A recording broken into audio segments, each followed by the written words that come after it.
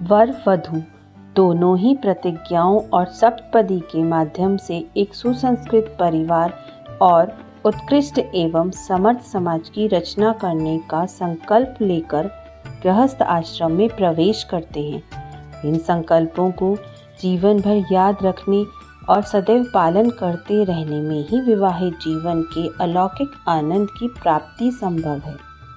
पंडित श्री राम शर्मा आचार्य जी। पुस्तक का नाम विवाहित जीवन का अलौकिक आनंद। पुस्तक परिचय। किसी भी व्यक्ति के जीवन में विवाह एक महत्वपूर्ण घटना होती है। परिवार ही समाज की उन्नति का आधार होते हैं।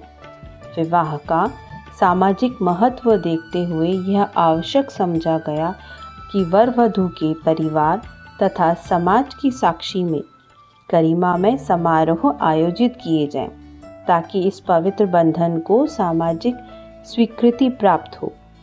विवाह संस्कार का महत्व अतुलनीय है। इन संस्कारों की वर वधू के मन पर ऐसी अमिट छाप पड़ती है जो कठिन समय में उचित मार्गदर्शन करती है। विवाह एक आध्यात्मिक साधना है।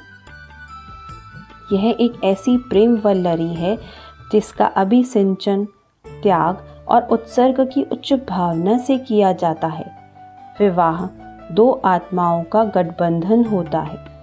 इसके द्वारा पति पत्नी अपनी दुर्बलताओं को दूर करके एक दूसरे के पूरक बनते हैं। परिवार में सभी एक दूसरे के प्रति स्नेह सहयोग का भाव रखते हुए स्वयं कष्ट उठाने को तत्पर रहते हैं। पर स्त्री त्याग का तो कहना ही क्या, वह तो त्याग की साक्षात मूर्ति होती है। पत्नी, बहन, बेटी और माँ, हर रूप में उसका त्याग परिवार को अलौकिक आनंद से भर देता है। परंतु आजकल लोग ब्यूटी पार्लर में और सिनेमा घरों में घंटों बिता सकते हैं और विवाह संस्कार कुछ मिनटों में ही पूरा करना चाहते हैं। संस्कार के प्रति उदासीनता तो इस हद तक पहुंच गई है कि उसे बोझ समझकर किसी तरह पूरा किया जाता है। उस समय मित्र संबंधी और यहाँ तक कि वर वधू भी हास परिहास में डूबे रहते हैं। इसके अतिरिक्त विवाह समारोह में अनेकानेक कुरीतियां भी जड़ जमाए बैठी हैं और एक दूसरे की देखा देखी बढ़ती ही जा रही है।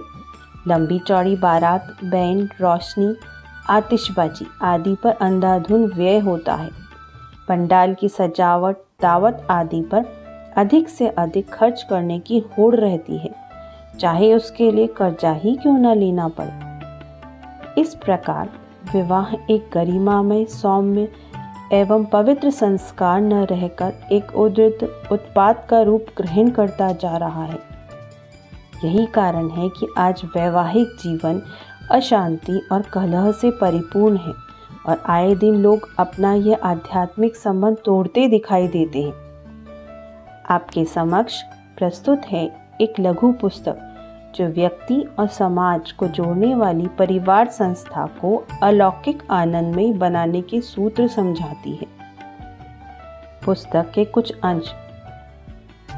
ब्रह्मचर्य, वानप्रस्थ और संन्यास तीनों आश्रमों का उद्देश्य यही है कि गृहस्थ आश्रम को सुचारू रूप से व्यवस्थित, समुन्नत और सुख शांति से परिपूर्ण बनाया जाए। गृहस्थ आश्रम को चारों आश्रमों में सबसे महत्वपूर्ण कहा गया है। गृहस्थ ऐसा तपोवन है जिसमें संयम, सेवा, सहिष्णुता की साधना करनी पड़ती है।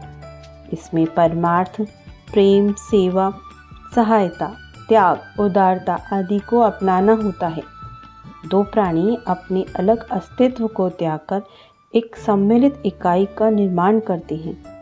स्वार्थ, लोभ, मोह, अहंकार आदि का त्याग कर एक दूसरे के प्रति सहिष्णुता की भावना विकसित करनी होती है। दहेज के इस दानव का विरोध हर व्यक्ति को हर स्तर पर करना ही चाहिए, पर अविवाहित युवक युवतियों को तो उसका समूल नाश करने की शपथ ही लेनी चाहिए। कन्यादान का वास्तविक तात्पर्य तो यह है कि कन्या के भरण पोषण, सुरक्षा, सुख शांति, आनंद, उल्लास आदि को जो दायित्व अब तक उसके माता पिता या अभिभावक उठा रहे थे, उसका स्थानांतरण अब वर और उसके परिवार पर हो जाता है। पति और पत्नी दोनों ही गाड़ी के दो पहियों के समान हैं और दोनों का स्तर भी एक समान ही है। दोनों को सच्चे मित्र की भांति एक दूसरे के प्रति निष्ठा व ईमानदारी से प्रेम संबंध रखने चाहिए। समाज में व्याप्त दुर्गुणों, दुर्व्यसनों, दुष्प्रवृत्तियों, कुसंस्कारों और कुरीतियों को दूर करने में समाज के प्रत्येक जागरूक नागरिक को अपनी पूरी शक्ति से प्रयास करना चाहिए। विवाह से जुड़ी कुप्रथाओं को तो समूल नष्ट कर देने का संकल्प लेना चाहिए। पुस्तक के कुछ प्रकरण: गृहस्थ आश्रम का महत्व, विवाह का उद्देश्य, परिवार संस्था की उपयोगिता, पारिवारिक पंचशीलों का पालन, विवाह संस्कार का महत्व, विवाह का स्वरूप, विवाह संस्कार पर दहेज दान की कुदृष्टि, जागृत एवं संस्कारवान युवक युवतियों का दायित्व, कन्यादान और दहेज का अंतर समझें।